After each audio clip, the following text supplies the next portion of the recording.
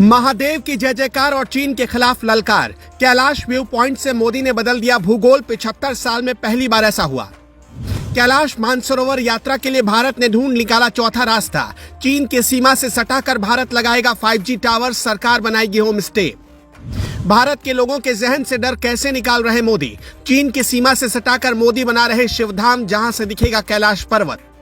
चीन की सीमा से सिर्फ 20 किलोमीटर की दूरी पर 30 परिवारों का एक गांव, जिसकी किस्मत और सूरत रातों रात मोदी ने बदल दी है। जहां जाने से अब तक अधिकारी और प्रधानमंत्री भी कतराते थे, उस गांव में आज डर नहीं बल्कि दिवाली का माहौल है। लोग खुश हैं। उससे आखिरी गांव नहीं बल्कि देश का पहला गांव के नाम से पुकारा जा रहा है।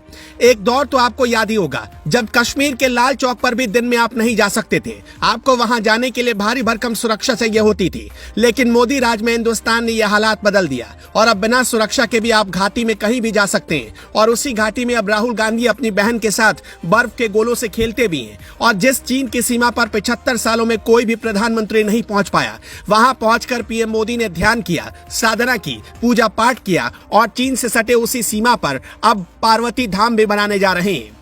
प्रधानमंत्री ने देश की स्ट्रैटेजी बदल दी है। इंडिया अब डिफेंसिव नहीं ऑफेंसिव हो चुका है। इसके दो बड़े सबूत आज हम आपको दिखाएंगे। पहला, मोदी की बदली स्ट्रैटेजी का नतीजा कि भारत के आखिरी गांवों को अब भारत का पहला गांव कहा जाने लगा है, जैसे कि माणा भी चीन की सीमा पर बसा हुआ है और उत्तराखंड में ही है। इसी तरह पिथौरागढ़ के जोलिंगकोंग के गुची गांव को भी भारत का आखिरी गांव नहीं बल्कि पहला गांव कहा जाएगा। और 30 परिवार जो यहाँ रहते हैं, इस गांव से चीन की सीमा नजर आती है। यहीं से कैलाश पर्वत भी नजर आता है। पीएम मोदी जब उत्तराखंड के दौरे पर पहुंचे तो सबसे पहले पिथौरागढ़ में कैलाश व्यू पॉइंट से आदि कैलाश के दर्शन किए। फिर भारत चीन सीमा से सटे गुजी गांव गए। बाद में अल्मोड़ा में जागेश्वर धाम पर माथा टेका। पीएम मोदी ने पिथौरागढ़ जिले के जोलिंगकोंग में पार्वती कुंड के पास ध्यान लगाया। वहां से आदि कैलाश के दर्शन भी किए। अभी तक कैलाश दर्शन के लिए भारतीयों को वीजा लेकर तिब्बत जाना पड़ता था, लेकिन अब कैलाश पर्वत के दर्शन के लिए पिथौरागढ़ में व्यू पॉइंट मिल चुका है। हमारी बात आपके लिए कोई मायने भले ही ना रखती हो, लेकिन जोलिंगकोंग गांव के लोगों के लिए बहुत बड़ी बात थी। इसे ऐसे समझिए, आजादी के बाद से अब तक उस गांव के लोगों ने किसी भी प्रधानमंत्री को साक्षात नहीं देखा था। मतलब कोई भी प्रधानमंत्री उस गांव में नहीं पहुंचा था। देश में 18 प्रधानमंत्री हुए, लेकिन अब तक चीन की सीमा से सटे कैलाश व्यू पॉइंट के सामने पहुंचकर पूजा पाठ, साधना और मां पार्वती की सेवा करने की हिम्मत किसी प्रधानमंत्री ने नहीं दिखाई थी, जिसे नरेंद्र मोदी ने कर दिखाया। यहाँ के गुजी गांव में सिर्फ 25 से 30 परिवार रहते हैं, लेकिन उन्हें डायरेक्ट दिल्ली से जोड़ने के लिए मोदी ने खजाना भी खोल दिया और 4200 करोड़ रुपए की सौगात दे दी। गुजी गांव में रंग जनजाति के लोग रहते हैं। यहाँ से चीन का बॉर्डर सिर्फ 20 किलोमीटर है। 30 परिवार वाले इस गांव में पीएम मोदी ने शिवधाम बनाने का निर्णय लिया है। अगले 2 साल में गुंजी गांव की सूरत बदल जाएगी। यहाँ तीर्थ यात्रियों के रहने और ठहरने के लिए होटल और यात्री निवास बनाए जाएंगे। यहाँ होम स्टे बनाए जाएंगे और 5G नेटवर्क पहुंचाया जाएगा। नरेंद्र मोदी ने रंग जनजाति के कपड़े पहने।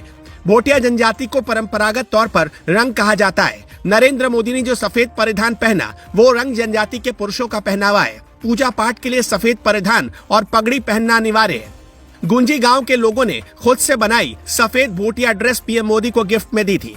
इसे रंग बोली में रंगा व्यठलो कहते हैं। रंग जनजाति के लोग सुदूर दुर्गम इलाके में भारत के अघोषित प्रहरी कहलाते हैं। चीन बॉर्डर पर भारतीय सेना तो निगरानी करती ही है, लेकिन रंग समुदाय दशकों से चीन सीमा पर होने वाली गतिविधियों की खबर भारतीय सेना को देता आ रहा है। रंग समाज के लोग दारमा, व्यास और चौदास की घाटियों में रहते हैं। 1962 में जब भारत चीन का युद्ध हुआ तो अब रंग समाज ने ही सेना के लिए दुर्गम इलाकों में रसद पहुंचाया था और रास्ते तैयार करवाए थे। नरेंद्र मोदी रंग समाज के लोगों का ऋण चुकाने पहुंचे थे। वो इस समाज के पुराने मुरीद रहे हैं। 2019 में अपने मन की बात कार्यक्रम में भी उन्होंने इस जनजाति की तारीफ की थी।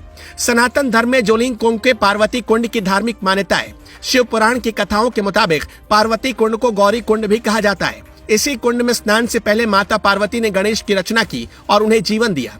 माँ गौरी ने गणेश को प्रहरी बना दिया। जब भगवान शिव कुंड के पास आए तो गणेश ने उन्हें रोक दिया। नाराज शिव ने गणेश का सिर काट दिया। देवी पार्वती को जब इसका पता चला तो उन्होंने अपने पुत्र को जीवन देने की प्रार्थना की। भगवान शिव ने तब उन्हें हाथी का सिर प्रदान किया। मान्यता है कि ये सारी घटना इसी गौरी कुंड में घटित हुई। पार्वती कुंड ज्यादा बड़ा नहीं है, मगर हिंदुओं की आस्था से जुड़ा हुआ है। कैलाश मानसरोवर यात्रा के दौरान जोलिंगकोंग और गुंजी गांव बड़ा पड़ाव है। वैसे मोदी के दौरे में भारत ने वो रास्ता भी खोज लिया जिससे अब कैलाश मानसरोवर जाने के लिए तिब्बत के रास्ते की जरूरत नहीं पड़ेगी। वो रास्ता कौन सा है? उत्तराखंड के पिथौरागढ़ जिले की 18,000 फीट की ऊंचाई पर लिपुलेख की पहाड़ियों से कैलाश पर्वत साफ दिखाई देता है। यहाँ से पर्वत की हवाई दूरी सिर्फ 50 किलोमीटर है। इस नए दर्शन मार्ग को इसी रंग जनजाति के लोगों ने तलाशा। करीब 3 महीने पहले उसकी सूचना जब अफसरों को दी गई तब सारा रोड मैप, लोगों के ठहरने की व्यवस्था, दर्शन पॉइंट तक जाने का रूट सहित सभी चीजों का सर्वे हुआ।